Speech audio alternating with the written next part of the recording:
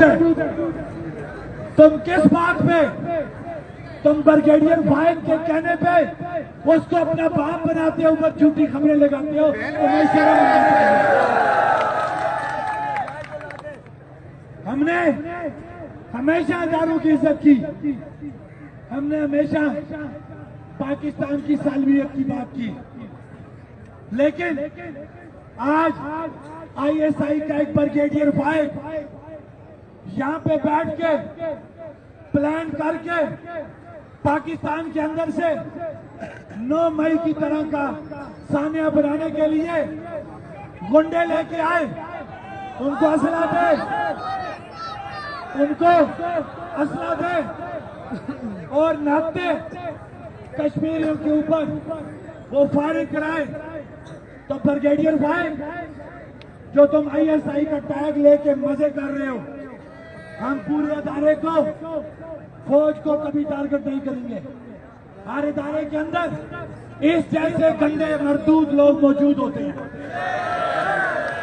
لہذا chief of army staff آپ سے یہ اپیل کی جاتی ہے کہ کس نے اس بریگیڈیئر فائد کو یہ اختیار دیا کہ اس نے ہمارے لوگوں کو دفتروں میں بلا کے ذلیل و خوار کیا, ان کو زیر بار کیا, اور انہیں کہتا رہا کہ ایکشن کمیٹی کے خلاف سٹیٹمنٹ دو, نہیں دو گے تو تمہارا جینا 2 بار کر دیا جائے گا, تم کاروبار نہیں کر سکو گے, تم نوکریاں نہیں کر سکو گے. کیا ہمارے اداروں کا یہی کام ہے؟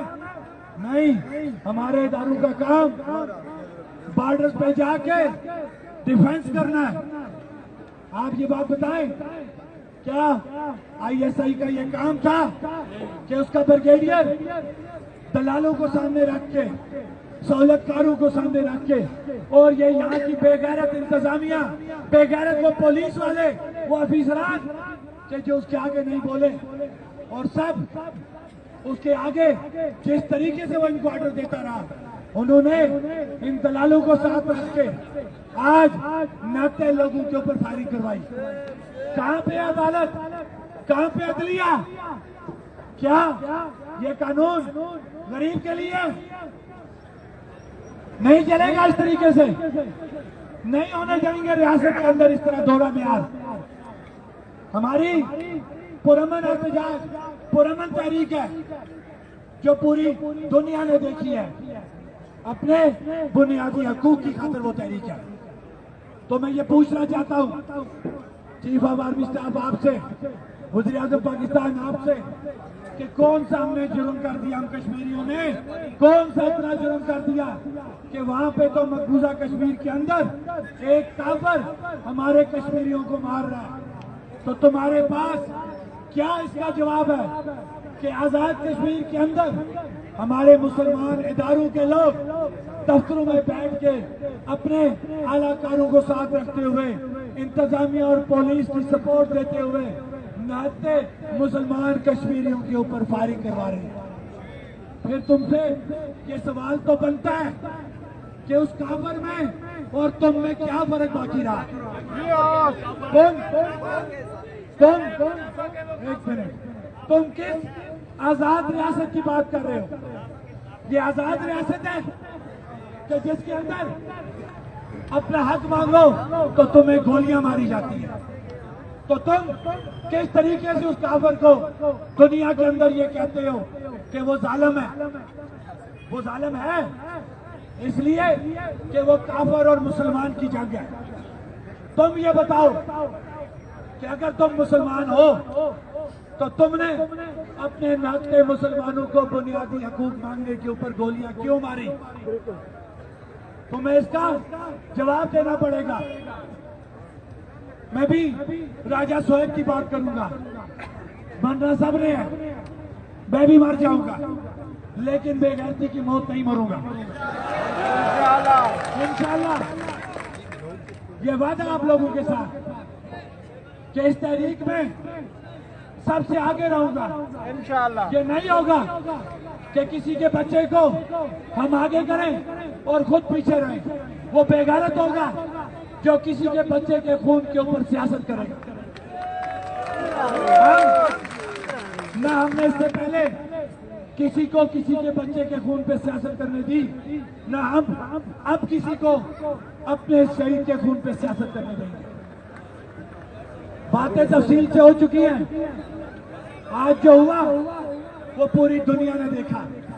تمہارا جو بھونڈا ایک بھرم تھا وہ ٹوٹ گیا۔ پوری ریاست نے تمہیں آج ہندوستان اور پاکستان کو ایک پلڑے میں برابر کر دیا۔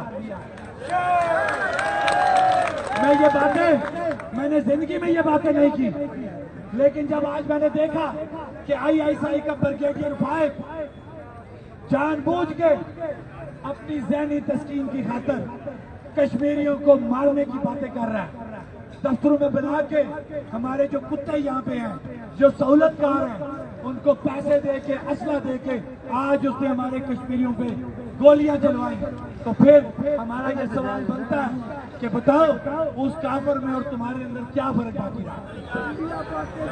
میں خاص طور پہ اپنے اوورسیز بھائیوں سے یہ مطالبہ کرتا ہوں کہ اس سے آگے اور کوئی بڑی انتہا نہیں ہے کہ آج ثابت ہو گیا کہ آج پاکستان کے اداروں نے آج ناطے کشمیریوں کے اوپر گولیاں برسائیں، تو اب آپ کی یہ ذمہ داری بنتی ہے کہ اب آپ کو بھی کسی کا بھرم نہیں رکھنا۔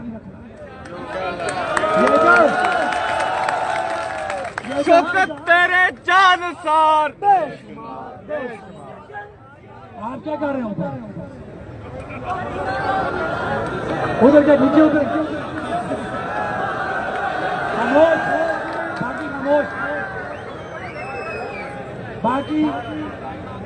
باقی سب لوگ خاموش، کیونکہ ہم نے اس کو کلوزنگ کی طرف لے کے جانا ہے، کیونکہ اب یہ جنگ لگ چکی ہے۔ اب یہ حق اور باطل کی جنگ ہے، حاکم اور محکوم کی جنگ ہے۔